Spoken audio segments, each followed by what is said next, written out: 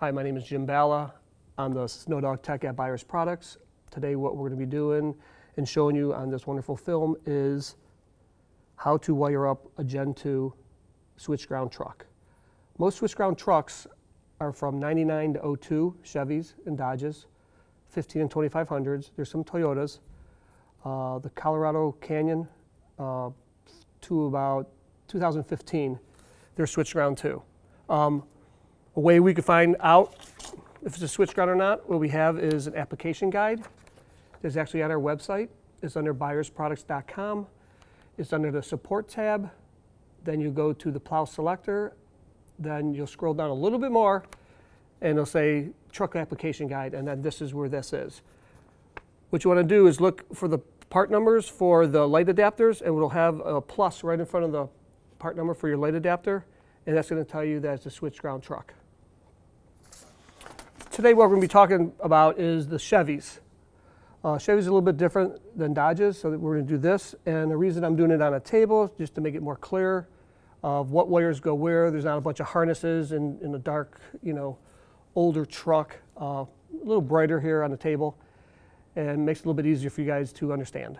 So first, the things we're going to need is, of course, our light harness, which is a two-part now for Gen 2, is part number 1616002, which is kind of like the truck side, and this has the relay pack in it. And one of the reasons we call it a relay pack is, if I open it up, it has actually 6 relays in it. The 6 relays, you have high beam, low beam, and your turn signals.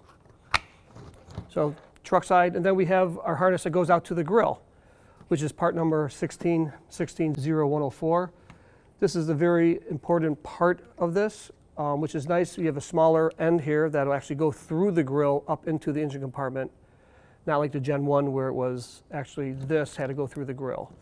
And with the grills being so tight as of late, it's nice to have this little connection to go through there.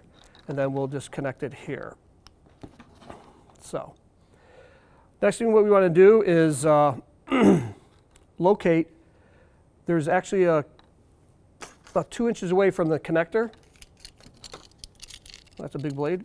What we're going to do is cut the loom out a little bit. And in the loom, we have this white with a black tracer wire and a little spade connector. What we're going to do is separate them. So they're separated so you can see that. Okay. The next thing we're going to do is take the orange wire that's coming from the relay box, and we want to connect it to the wire that actually goes back into the relay box. I use the term loop it back in because you're kind of just bringing it right back into the relay box. The next step will be taking the red and white wire that's coming from the control harness that gives you power. We're going to take the red and white wire and we're going to plug it into the other side of the spade connector, and that's going to go down toward the grill to give that power. One thing I like to mention is on the switch ground truck, you'll know that when you turn the key on, that the lights are going to go on. You can't control with your switch on and off. As soon as you turn the key on, it powers up your plow lights. So keep that in mind. So there's nothing wrong if your lights come on when you turn the key on. That's the way it's set up to be. You also have a black wire here that has a big eyelet on it, and that's going to go to a good chassis or body ground. Then you also have 2 purple wires, and these are your turn signals. So what you want to do is just connect them from one harness to another. And if the truck and the plow lights are flashing opposite, all you have to do is just take the wires and just swap them up here. And then they should be, and the turn signal should be in sync. So that's all you have to do in the engine compartment. It sounds really complicated, but it's actually really simple. So what you want to do is, again, orange will run back into itself. Red and white wire coming from the control harness will go to the other side, and that goes down to the grill. The next step will be our light adapters. Now I'm going to disconnect this here for now. Let's move this out of the way. The next step, what you do is you're going to run from the side of the harness, you have that B, and then you'll have an A. And these go to behind your headlights on your truck. So behind your headlights on your truck, you have your OEM harness.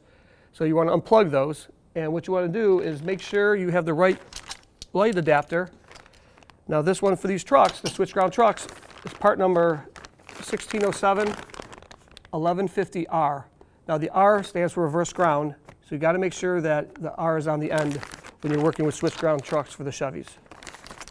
So I'm going to cut the bag open. Of course, there's directions and kind of tells you what goes where. What I'm going to do is I'm going to take one of the light adapters out, and where this will go will be just into the snow dog harness. And of course, this is behind the headlights. And then you'll disconnect the OEM harness from the headlights and plug our adapter in to the headlight and the OEM harness. The next step will be your purple wire, which will be tapped into your turn signals. And the most important part is your brown wire. Your brown wire on switched ground trucks will always go to ground. You will not tap into the parking lights. You will ground the brown wires to a good chassis or engine ground. Do not use the OEM ground going to the lights. Again, chassis or good engine ground.